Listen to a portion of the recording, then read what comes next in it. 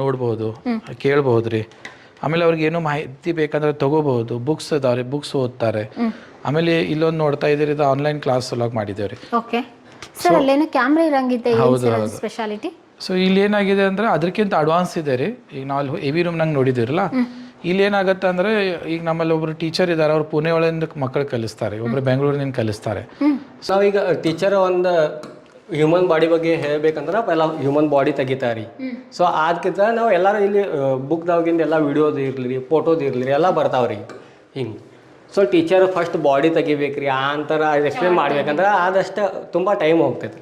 So ಇದರಲ್ಲಿ ಏನಾಗ್ತೈತೆ ರೀ, so ನಾವು ಈ ಥರ ಒಳಗೆ ಆ ಇಮೇಜ್ ಒಳಗೆ ನಾವು ಹೋಗಿ ಇಲ್ಲಿ ಹುಡುಗರು ಎಕ್ಸ್ಪ್ಲೇನ್ ಮಾಡ್ಬೋದು ರೀ. ಬಿಲ್ಡಿಂಗ್ ಇದು ನೋಡ್ತಾ ಇದ್ದಿರಲ್ಲ, ಇದು ಮಣ್ಣದಿದೆ ರೀ. ಇದು ಬರೀ ಸ್ಲ್ಯಾಬ್ ಮತ್ತು ಕಾಲಮ್ ಅಷ್ಟೇ ಸಿಮೆಂಟ್ ಇದೆ ರೀ. ಇದು ಹಳೆ ಕಾಲನಾಗ ಗಟ್ಸ್ ಅಂತ ಹೇಳಿ ಮಾಡ್ತಿದ್ರಿ.